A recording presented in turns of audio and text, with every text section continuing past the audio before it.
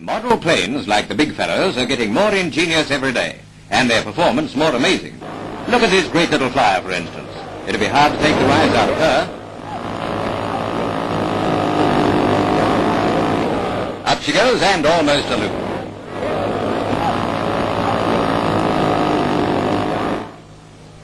Another fine takeoff, and a stunt flight that's even more thrilling, to her owner anyway, than the real thing.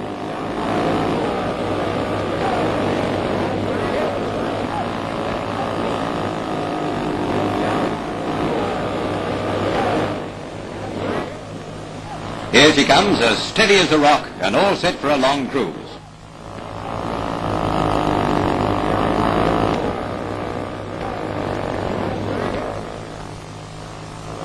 And here's a little beauty.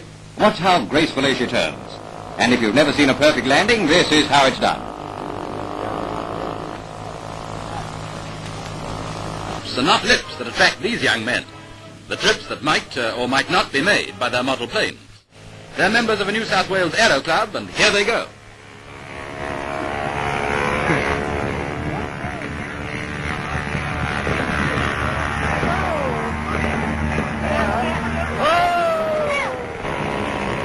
These tiny machines are all petrol-driven and are triumphs of engineering skill. How much of a triumph is seen in this magnificent flight? A real joyride on a spoonful of gas.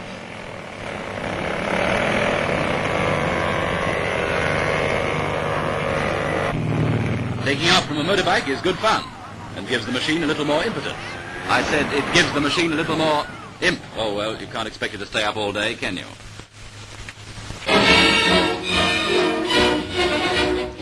Hundreds of young pilots of tomorrow parade for the National Model Airplane Championships at Chicago. With wings well up, they come from every state in America, the cream of the country's midget plane designers.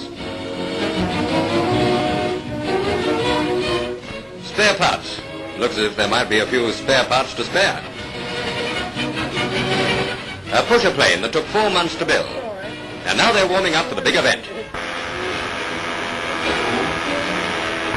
Youthful ambition literally is thrown to the winds. And it's a grand flight.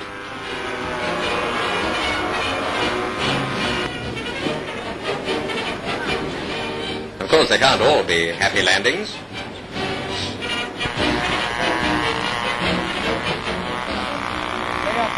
Yes, would you believe it? One is even radio controlled.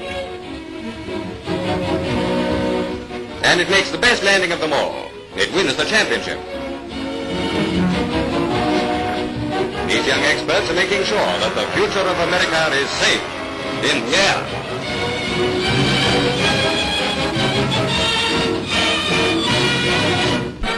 air. Britain's designers of tomorrow get together for St Albans Model Aircraft Rally.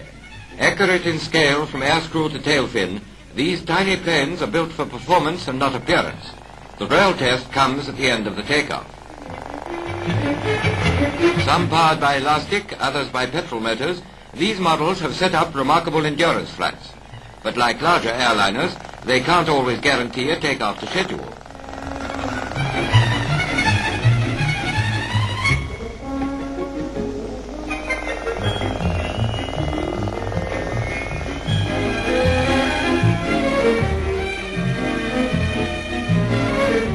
The influence of today's freak plane designing has had its effect even among the models. But they fly, so who cares?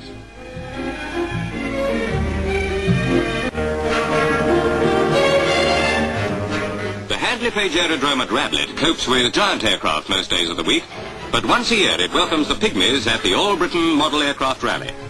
Among the many distinguished visitors from the full-scale flying world is Wing Commander Cat's Eyes Cunningham. From a worm's eye view, this flying fortress might be a real one. But it's a model like the rest. No one would dare to say only a model at such a gathering, for this is a serious hobby, and there are many prizes to be won.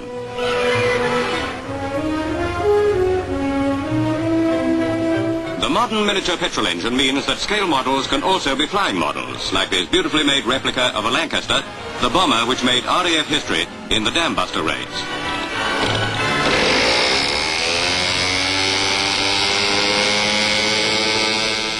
With 500 clubs and 20,000 devotees, aero modelling has become one of Britain's biggest sports. As long as this great reserve of skill and enthusiasm exists and continues to grow, our aircraft industry should never lack promising recruits.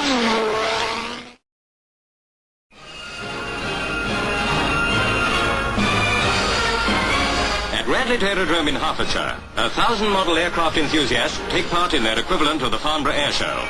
All the model men are experts at their hobby, so it needs an expert to act as judge. Who better than Cat's Eyes John Cunningham, wartime fighter ace, and now one of our leading test pilots. On hand with advice is Peter Bouguet, another test pilot. But the menfolk haven't got it all their own way. Maybe it's not worth 35,000 quid, but it's an almost perfect replica of the Russian MiG. Now for the flying.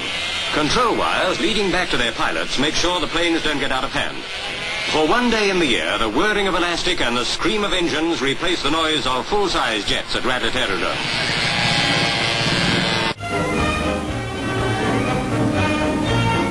At Surrey Park, Melbourne, model plane enthusiasts demonstrate the latest thing in airborne models.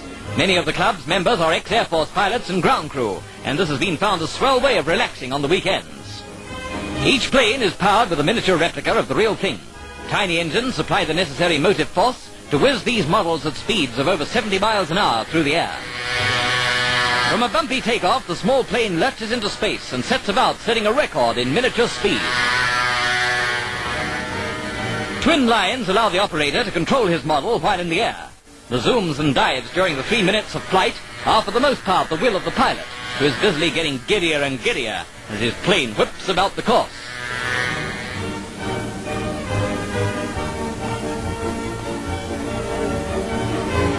With petrol rationing nearly at a close, there'll soon be no limit to the distances flown by these machines. A petrol lighter would keep these babies in the air for hours.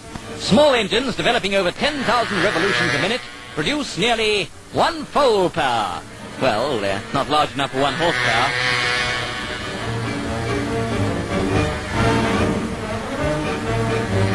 The pastime of flying model planes is ranked as the most thrilling of all model hobbies, and gives the Australian youth of today a rare insight into the airliner of tomorrow.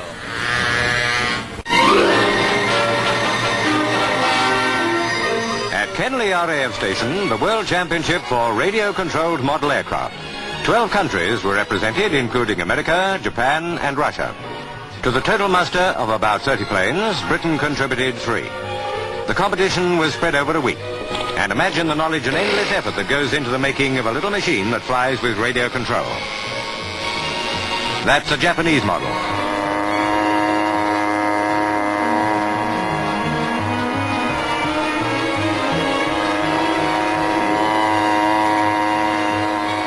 Eventually, Britain won the team prize and an American the individual championship. On a lake near Hilversum, top Dutch aeromodelers took part in a national contest for radio-controlled hydroplanes. The home-built craft are masterpieces of miniature engineering that can duplicate the flying maneuvers of the real thing.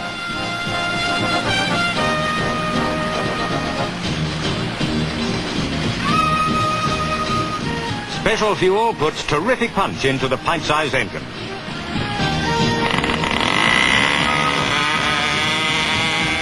A final control check, and it's all systems go.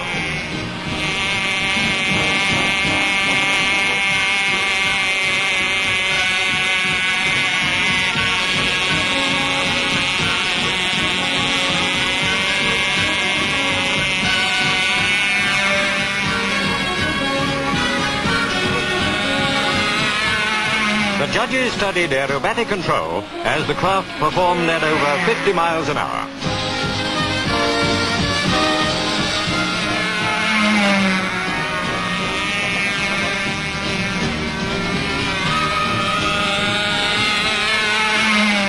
The standard of model flying was of a very high order, quite a problem for the judges. But Jan Brinkman was in top form. It was this expert piece of control flying that won him the honors of the competition.